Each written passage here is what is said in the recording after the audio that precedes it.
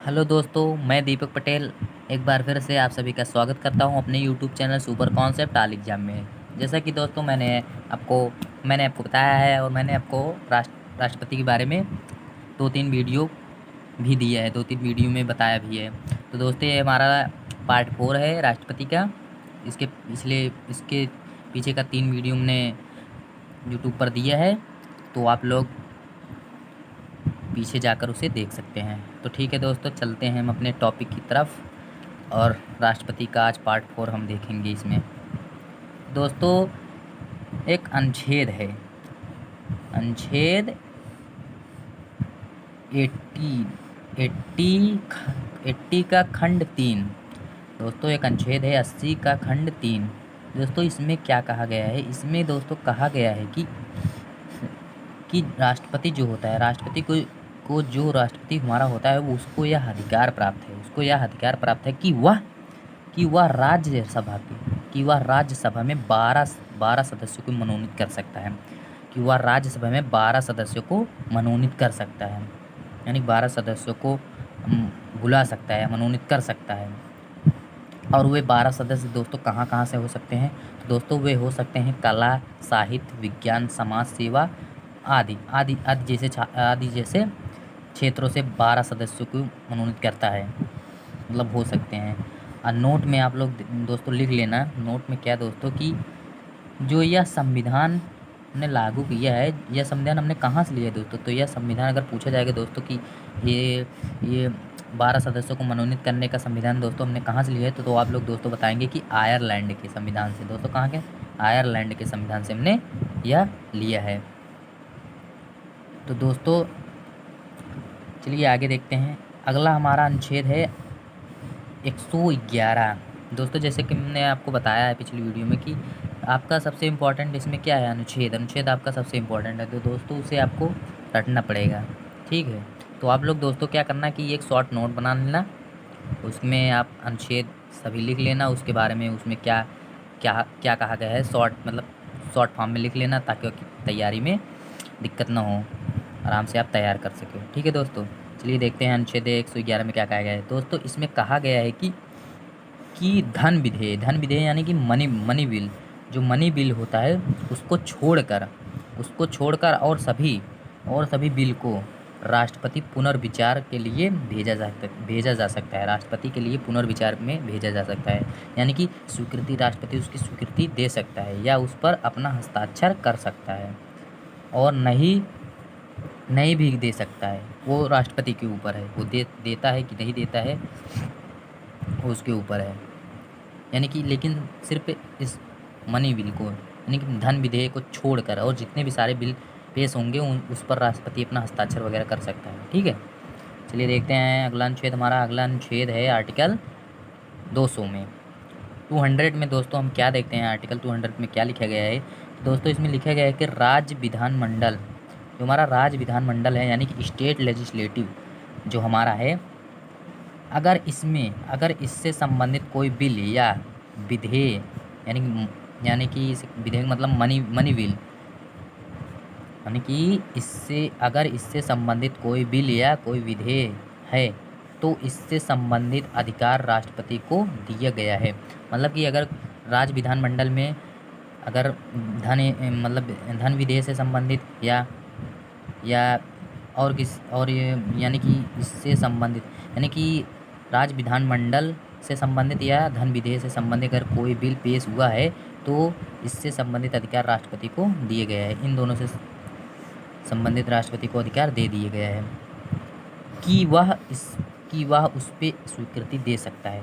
अधिकार भी दिए गए तो स्वीकृति भी दे सकता है, उसको अपने पास रख सकता है और उसको अपने पास भी रख सकता है, और वह उसे कितने समय तक अपने पास रखेगा, और इस चीज़ को इस संविधान को वह अपने पास कब तक रख सकता है, या उसका अपना खुद का अधिकार है प्राप्त है, उसे अपना खुद का अधिकार प्राप्त है, वह कब तक रख सकता है।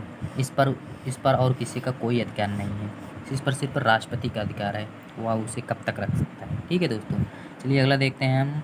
अनुच्छेद हमारा अगला है 123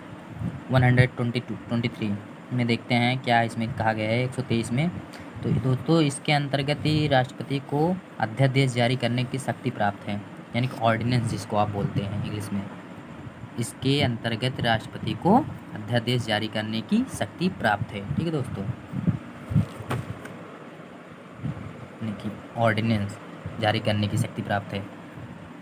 और वो दोस्तों अध्यादेश जो जारी करेगा वो ऐसी स्थिति में जारी किया जाता है जो कि जब संसद का एक सत्र चल रहा हो, या सदन के दोनों सत्र या संसद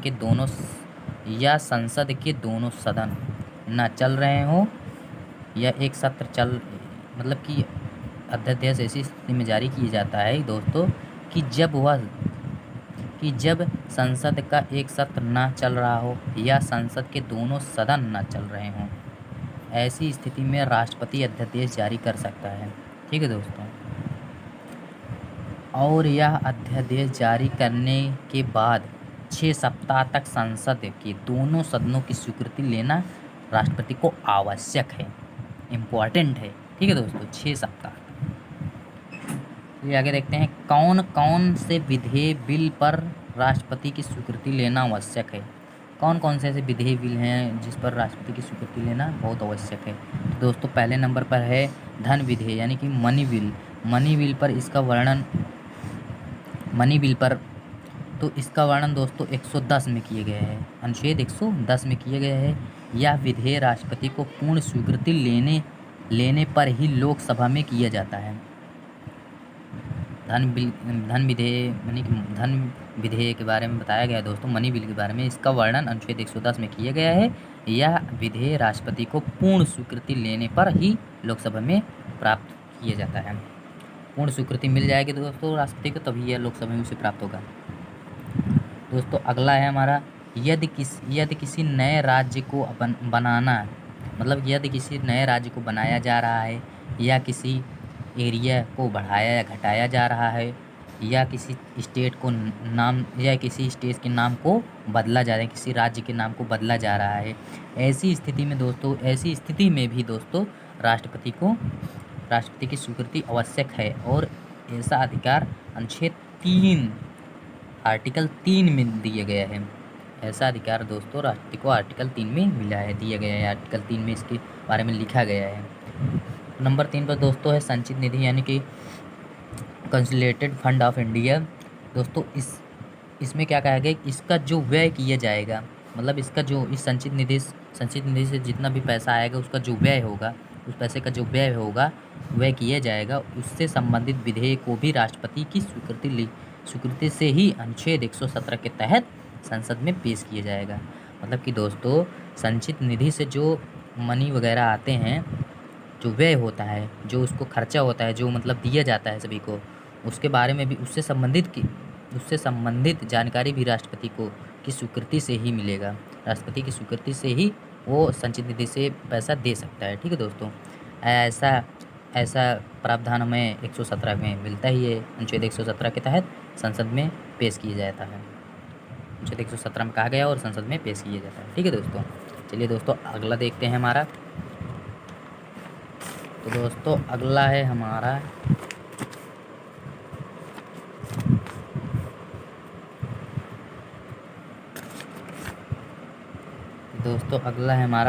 राष्ट्रपति की शक्ति। राष्ट्रपति की शक्ति में हम पढ़ ही रहे हैं, तो दो तो हमने पढ़ा दिया आपको, एक कार्यपालिका की शक्ति है कि विधेयी शक्ति हैं। तो दोस्तों ये हमारा तीसरा है न्यायिक शक्तियाँ।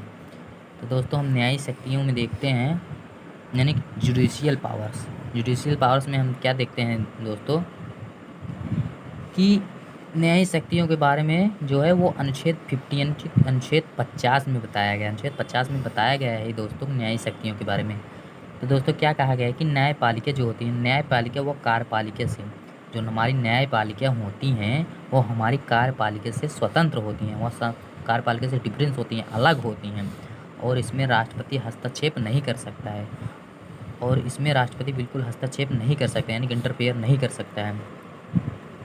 आगे देखते हैं दोस्तों अनुच्छेद 72 में दोस्तों क्या कहा, क्षमादान की शक्तियों के बारे में बताया गया, यानी क्षमादान के बारे में बताया गया है 72 में बताया गया है। नंबर 1 दोस्तों प्रविलंब, यानी प्रविलंब के बारे में दोस्तों क्या कहा गया है। तो दोस्तों इसमें राष्ट्रपति मृत्युदंड का निलंबन, इसमें राष्ट्रपति मृत्युदंड का निलंबन व मृत्युदंड रोक सकता है।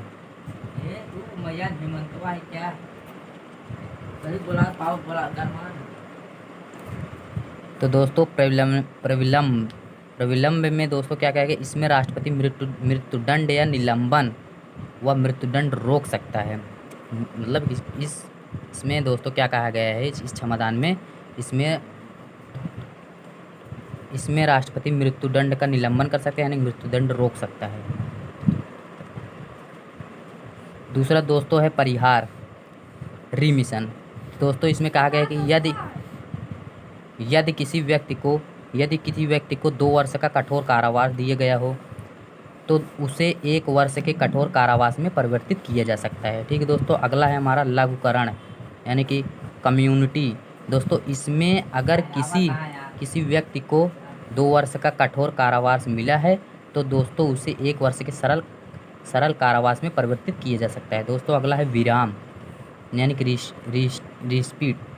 यदि किसी गर्भवती महिला को दोस्तों मृत्युदंड दिया गया हो तो उसे उम्र कैद की सज़ा में परिवर्तित किया जा सकता है। यानी कि यदि किसी गर्भवती महिला को मृत्युदंड दिए गए हो दोस्तों, यदि किसी गर्भवती महिला को मृत्युदंड दे दिए गए हो तो उसे उम्र कैद की सज़ा में परिवर्तित किया जा सकता है, क्योंकि इसमें उस महिला के गर्भ में जो बच्चा पल रहा है वह निर्दोष है और उसके मौलिक अधिकारों का हनन नहीं किया जा सकता है। दोस्तों वह निर्दोष है और उसके मौलिक अधिकारों का हनन नहीं किया जा सकता है, और बच्चा होने के बाद उस महिला को फांसी की सज़ा दी जा सकती है। तो दोस्तों अगला हमारा है अनुच्छेद, यानी कि आर्टिकल 143 में 143 में दोस्तों इसमें क्या कहा गया है, इसमें कहा गया है कि राष्ट्रपति सुप्रीम कोर्ट से सलाह यानी कि एडवाइस ले सकता है। राष्ट्रपति जो होता है वो सुप्रीम कोर्ट से सलाह यानी कि एडवाइस ले सकता है, और इसमें सुप्रीम कोर्ट राष्ट्रपति को सलाह देगा, और इसमें दोस्तों जो सुप्रीम कोर्ट राष्ट्रपति को सलाह देगा उसे मानना है या नहीं मानना है वो राष्ट्रपति पर निर्भर करता है।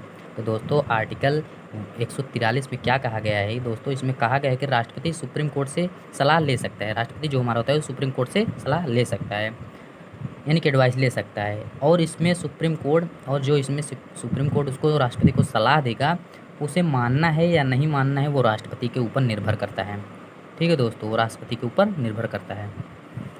तो दोस्तों आप लोग एक बार इसका स्क्रीनशॉट ले लीजिए दोस्तों। ठीक है दोस्तों, स्क्रीनशॉट आप इसका ले लीजिए एक बार।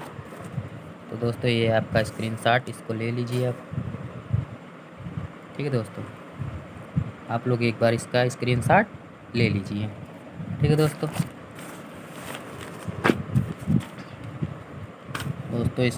लीजिए आप लोग इसका स्क्रीनशॉट।